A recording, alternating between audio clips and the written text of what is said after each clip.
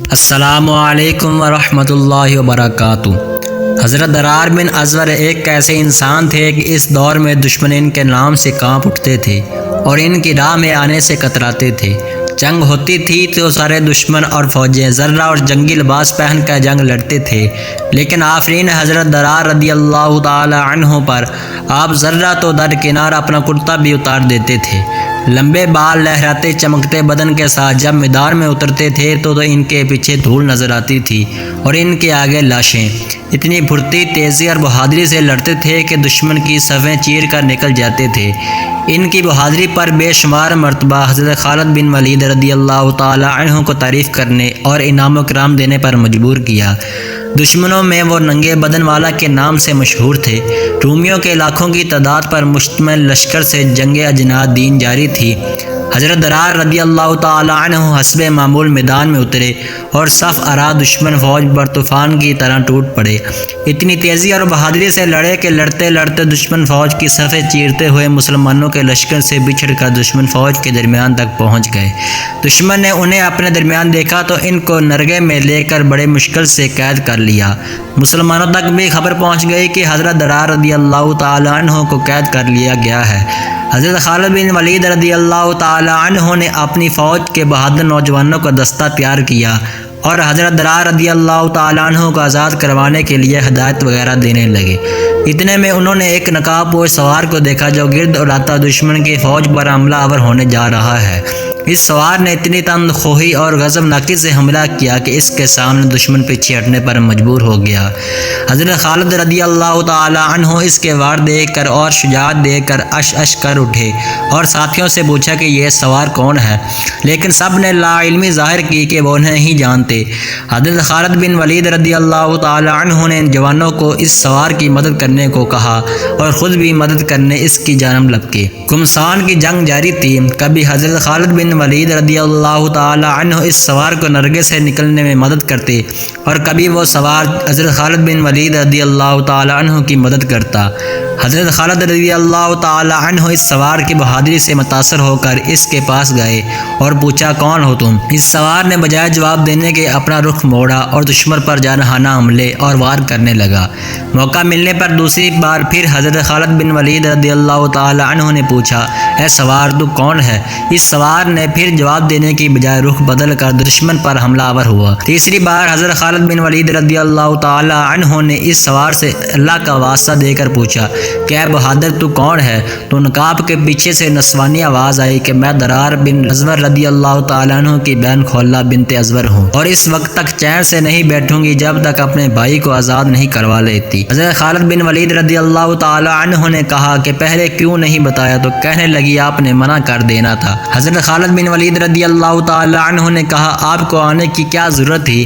ہم تھے آزاد کروانے کے لیے۔ تو حضرت خولہ نے جواب دیا کہ جب بھائیوں پر مصیبت آتی ہے تو بہنیں ہی آگے آیا کرتی ہیں۔ پھر مسلمانوں اور حضرت خولہ نے مل کر حضرت درار رضی اللہ تعالی عنہ کو آزاد کروا کر دم لیا۔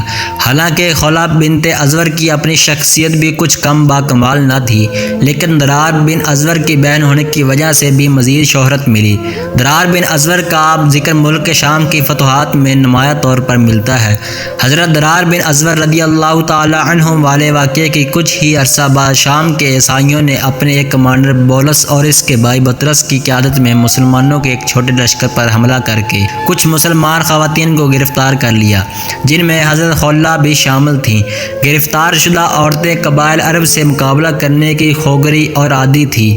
یہ سب عظیم اور غیرت مند خواتین آپس میں جمع ہوئیں اور حضرت خولہ بنت ازور رضی اللہ تعالی عنہ نے انہیں مخاطب کر کے کہا حمیر کی بیٹیوں اور اے قبیلہ تبع کی یادگارو، کیا تم اس بات پر رضامند ہو اور یہ چاہتی ہو کہ رومی کافر اور بے دین تم پر غالب آ جائیں؟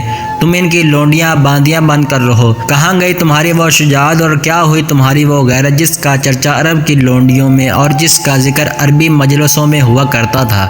افسوس میں تمہیں غیرت و حمیت سے خالی اور شجاعت و برات سے دور دیکھ رہی ہوں۔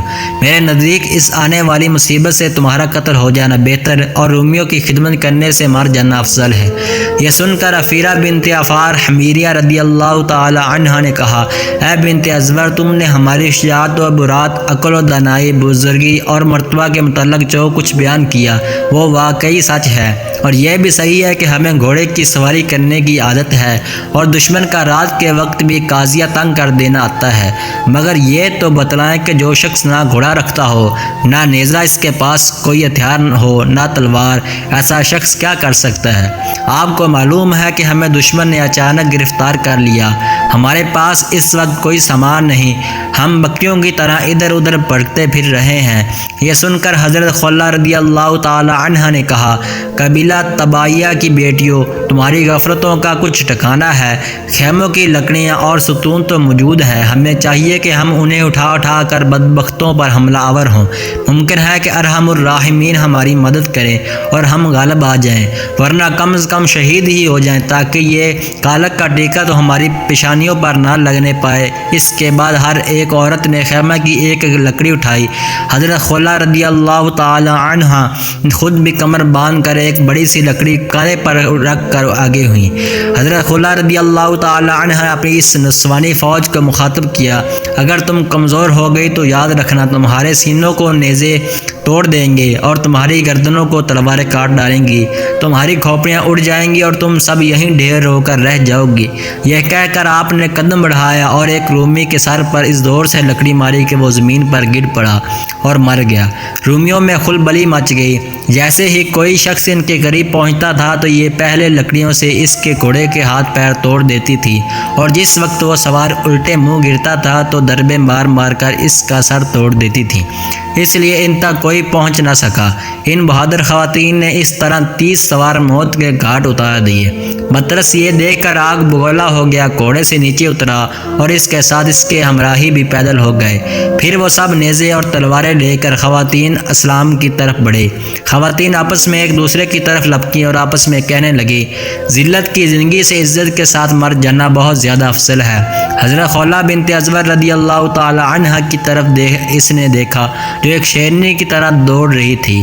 بطرس یہ سن کر غصہ میں بھر گیا اور ساتھیوں سے کہنے لگا کہ تمام ملک شام اور گروہ عرب میں اس سے زیادہ اور کیا شرم کی بات ہوگی کہ عورتیں تم پر غالب آ جائیں۔ یسوع مسیح اور بادشاہ ہرقل کی خوف سے ڈرو اور انہیں قتل کر دو۔ رومی یہ سن کر جوش میں آ گئے اور سب نے مل کر خواتین پر یک لخت حملہ کر دیا۔ خواتین اس شدید حملہ کو صبر و استقامت سے برداشت کر رہی تھی کہ اس دوران انہوں نے حضرت خالد بن ولید رضی اللہ تعالی عنہ اور ان کے لشکر کو دیکھا جو گرد و غبار اڑاتا ہوا اب ان کے قریب پہنچ چکا تھا۔ مجاہدین کی تلواریں چمکتی ہوئی خواتین کو نظر آ رہی تھیں۔ حضرت خالد بن ولید رضی اللہ تعالی عنہ کے لشکر نے جو اس واقعے کی خبر سن کر فوجی مدد کے لیے آیا تھا، حملہ کر کے اپنی بہادر بہنوں کو بیڑیوں کے نرگے سے چلا لیا۔ حضرت خولہ بنت ازور رضی اللہ تعالی عنہ کی وفات حضرت سیدنا عثمان رضی اللہ تعالی عنہ کے دور میں ہوئی۔ معزز سامعین محترم، اگر آپ کو ویڈیو اچھی لگے تو ویڈیو کو لائک کریں اور چینل کو سبسکرائب کریں اور بیل آئیکن پر کلک کریں تاکہ آپ کو ہر نئی آنے والی اپڈیٹ ملتی رہے۔